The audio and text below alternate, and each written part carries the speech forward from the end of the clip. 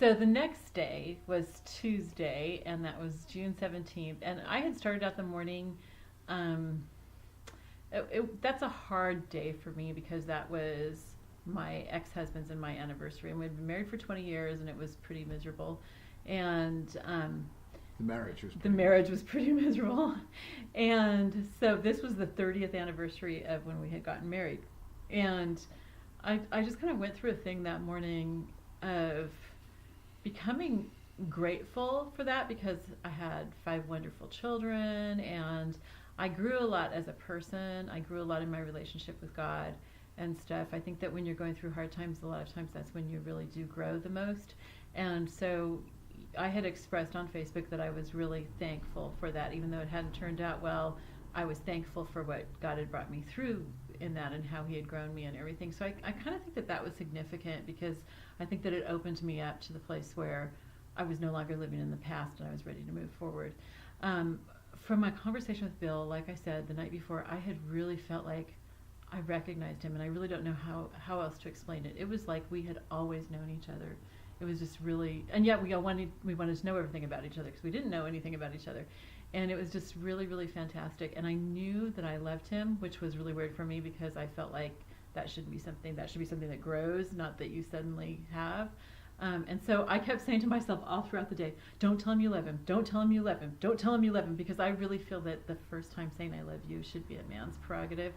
And that's like just really his privilege and stuff. And so I was afraid that I would just like say that. So anyway, so he called me that evening after I got off work, like about 7 or 8 or so. Oh, it was later than that. Okay, 9 or so. It was yeah. maybe 10. I think I worked until 8 or 9. Yeah. Yeah. So Your time. So it may have been 10. It was in Minnesota. It was the summer, so it was still light.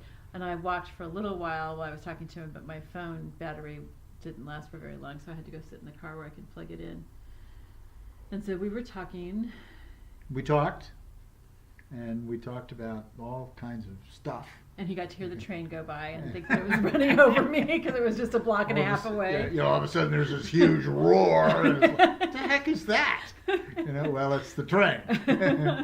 Okay, it's Warren Buffett's train going by.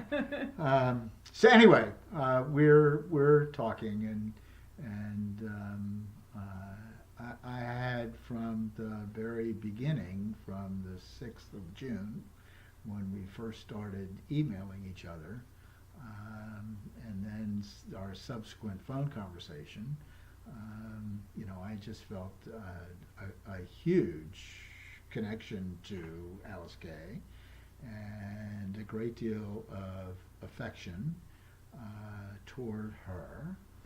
And so it was shortly after midnight, my time, the 18th of June.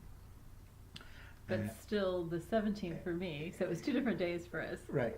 And I was in Central Time, he was in Eastern. Right. And I said to her, to Alyce-Kay, I said, I love you.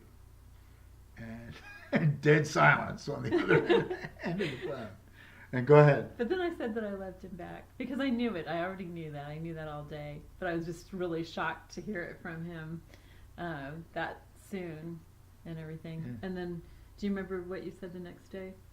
Yes. That wasn't the big thing. What you said the next day was you wondered if you had scared me off. Oh yeah. Right. Yeah. And I said no. It was incredible. It was like, I used to hate it when I asked people, how did you know when you met the right person? And people go, oh, you just know. And it's like, man, I wanted to just slap people or strangle them or something. But that's really how it happened, at least for me. Yeah. Well, we just knew. Yeah, we just knew. We just knew. And knew with absolute certainty. So we'll talk about that a little bit more tomorrow.